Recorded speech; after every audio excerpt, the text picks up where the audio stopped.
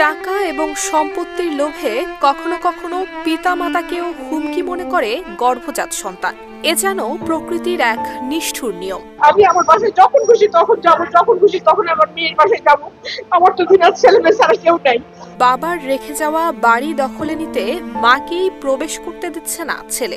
এদিকে নিজের স্বামীর গড়া ঘরের দরজায় লোহার ফটকে তালা ঝুলতে দেখেন বিলকিস আক্তার, আর সেই তালা ঝুলিয়েছে তারই সন্তান।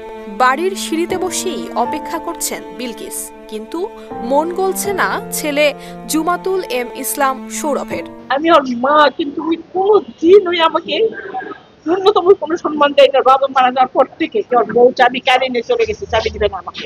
ওকে বললাম আমি যাই, সৌরভ ভাই দরজা খোল, আমি উপরে যাবো। আমার সঙ্গে কোনো কথা বললো না, ওখানে বসে আছে। ওই একটার পর একটা মিথ্যা বলেই যাচ্ছে। আমি আমার বাসায় যখন খুশি তখন যাবো, যখন খুশি তখন আমার মেয়ের বাসায় যাবো। আমার তো দিনার ছেলে মেয়ে ছাড়া কেউ নাই। কোনোদিনই প্রশাসন আমাকে সহযোগিতা করে না। এর আগে ওই এরকম নানান ধরনের ইয়ে করতে, সেখানেও প্রশাসন দেখে চলে যায়।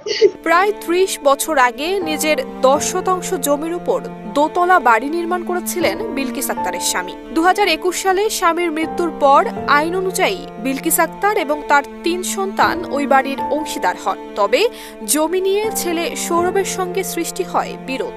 ইচ্ছা মতো আসবেন, যাবেন, এই করবেন, তা করবেন, এটা আসলে হয় না। যেহেতু এখানে আদালতের শরণাপন্ন, আমরা আইনের শরণাপন্ন হয়ে গেছি, এটা ইচ্ছা মতো চলতে চাইলে হবে না। সে কোর্ট থেকে অর্ডার পেলে অবশ্যই আসবে, কোর্টের অর্ডার তাকে লাগবে। এখন যেহেতু সে এখন আমার প্রতিপক্ষ হয়ে আছে। বসত বাড়ির পুরো সম্পত্তি দেওয়ার জন্য সৌরভ তার মাকে চাপ দিতে থাকেন, কিন্তু মা এবং বোনেরা তাকে বসত বাড়ির জমি লিখে দিতে রাজি না হওয়ায় পারিবারিক বিরোধ দেখা দেয়।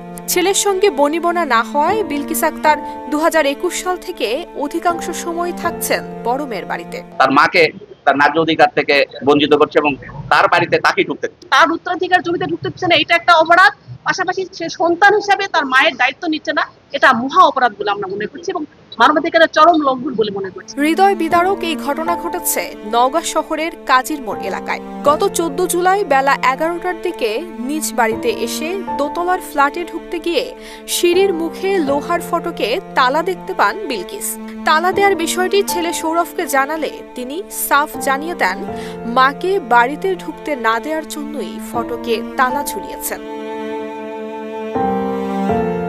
নেক্কারজনক এই ঘটনায় নিন্দার ঝড় উঠেছে পুরো এলাকা জুড়ে। নুসরাত জাহান মেহেক, ঢাকা পোস্ট।